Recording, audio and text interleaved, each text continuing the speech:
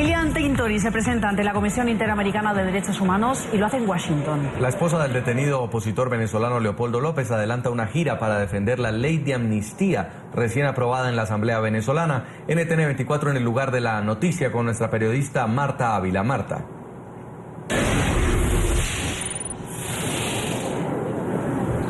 Jason, Eva, muy buenas tardes. Desde el pasado mes de octubre, la Comisión Interamericana de Derechos Humanos le otorgó medidas cautelares a Lilian Tintori. Ella está hoy aquí para actualizar al organismo sobre qué ha pasado desde entonces. Lilian, muy buenas tardes. ¿Qué ha pasado? Muy buenas tardes. Venimos a la Comisión Interamericana de Derechos Humanos a una audiencia frente al Estado venezolano para hacerle seguimiento a las medidas cautelares de Leopoldo López, de sus hijos, al igual que las medidas cautelares de Daniel Ceballos, su esposa y sus hijos. Estas medidas son dadas por la Comisión Interamericana de Derechos Humanos y desde que le dieron estas medidas a Leopoldo, las condiciones de cárcel de Leopoldo han empeorado. Hemos venido a contar de primera mano, directamente, cuáles son las condiciones reales de encarcelamiento de Leopoldo López. Hoy hemos expresado ante la Comisión y ante el Estado venezolano el aislamiento permanente, el riesgo permanente que corre Leopoldo López en la cárcel militar de Ramo Verde. No se están cumpliendo las medidas cautelares. Ojalá esta audiencia, ojalá el diálogo, ojalá este trabajo que hemos hecho hoy aquí en la Comisión haga que las condiciones de cárcel de Leopoldo López mejoren. Y por supuesto, esperamos la libertad plena de un hombre inocente que, según Amnistía Internacional, lo ha declarado preso de conciencia. Y fue lo primero que dije en la comisión. Aquí estamos hablando de unas medidas cautelares a un preso que es inocente. Pedimos la libertad de Leopoldo López, pedimos la libertad de Daniel Ceballos, pedimos la libertad de todos los presos políticos en Venezuela y que más nunca en Venezuela hayan tratos inhumanos, crueles y de tortura, que son los que viven nuestros presos políticos actualmente en las cárceles venezolanas. ¿Cuáles casos concretos expuso usted con respecto a ese deterioro de las medidas cautelares de Leopoldo López? Mire, yo conté lo que yo viví el día domingo, el domingo 3 de abril, el pasado domingo. Fui a la cárcel de Ramo Verde, pasé las puertas llenas de candados hasta lograr ver a Leopoldo. Hasta llegar a la celda de Leopoldo hay que atravesar 12 candados, 12 puertas de seguridad. A mí me meten en una requisa. El domingo, a pesar de las denuncias que yo he hecho, me intentaron desnudar. Yo no me dejé. Pasé al espacio de visita. Tengo un límite de no pasar al lugar donde no hay cámaras de audio ni de video. Mis hijos estaban jugando con su papá en ese patio y un militar entró a decirme que yo no los podía ver ni de lejos jugar. Las condiciones empeoran, el trato es de ensañamiento en contra de Leopoldo y en contra de nuestra familia. Luego, a la hora que se termine la visita, que es el momento más triste porque hay que despedirse, ahora no es que nosotros nos vamos de la visita, no. Ahora nosotros, mis hijos y yo, tenemos que ver cómo encierran a Leopoldo en la torre. Y mis hijos, Manuela de 6 años y Leopoldo de 3 años, ven cómo a Leopoldo lo trancan con un candado. Y luego también ven cómo, caminando hacia abajo, vemos una cancha llena de presos compartiendo y jugando. Y Manuela, mi hija, me pregunta: mami, ¿por qué papi no está ahí? ¿Por qué papi no tiene amigos en la cárcel?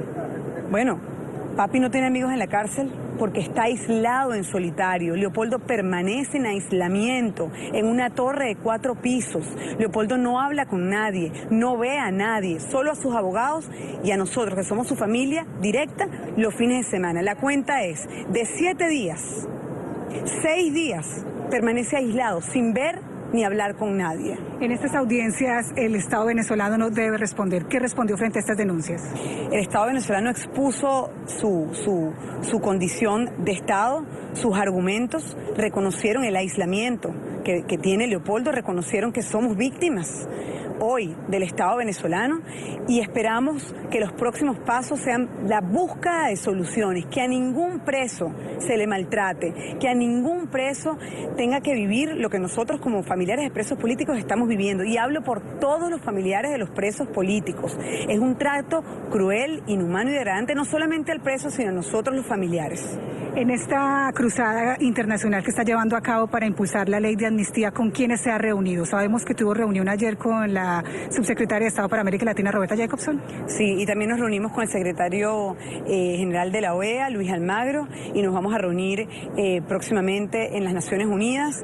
Esta gira por la libertad es para impulsar la ley de amnistía, una ley que ya está aprobada y una ley que significa la reconciliación nacional, la libertad de todos los presos políticos, la libertad del pensar distinto, la libertad de rescatar el Estado de Derecho y la justicia en Venezuela. Una anécdota que conté dentro de la comisión hoy es la llamada telefónica que tiene derecho el preso a hacer a su familia. Esa llamada dura 3 minutos 59, es decir, 4 minutos. Ese es el único momento que nosotros tenemos para hablar con Leopoldo, y esta llamada es monitoreada, es escuchada, es grabada y no da tiempo de hablar con él. No da tiempo.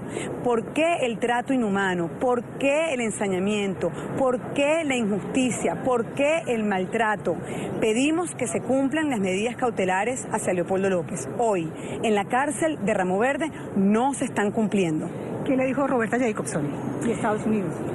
Hay una preocupación enorme de lo que está pasando en Venezuela, no solamente porque hay 86 presos políticos en condiciones inhumanas, sino porque el país está en crisis humanitaria. Nuestro país está sufriendo, no hay medicinas, no hay comida, la gente se muere porque no se pueden curar, porque no hay medicinas. Hay una inseguridad muy profunda. Sales a las calles, están oscuras, cuando se va el sol se quedan las calles sin luces, o te secuestran, o te roban, o te disparan. Crisis humanitaria, crisis política, económica, social, que nos duele, que nos afecta a todos. La impunidad, la inseguridad y la injusticia no tiene color político, ni ideología. A todos nos ha tocado una mala experiencia de inseguridad, de falta de justicia, de falta de nuestros derechos. Insisto, estos entes internacionales, la OEA, la ONU, la Comisión Interamericana de Derechos Humanos, la Corte Interamericana de Derechos Humanos, son entes que sirven para que países que están en crisis salgan de su crisis. Nosotros estamos dispuestos y soñamos con salir de esta crisis con diálogo, con entendimiento y utilizando todas las herramientas democráticas para salir de un sistema antidemocrático que tiene hoy el país en la peor crisis de nuestra historia. Lilian, muchísimas gracias por estar con los televidentes de NTN 24.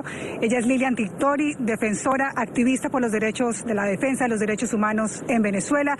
Estuvo hoy aquí en la CIDH exponiendo su caso, el deterioro de su seguridad después de las medidas cautelares otorgadas por este organismo desde el pasado mes de octubre. Continúo con ustedes. Marta, muchísimas gracias. Gracias a ti, gracias a Lilian Tintori.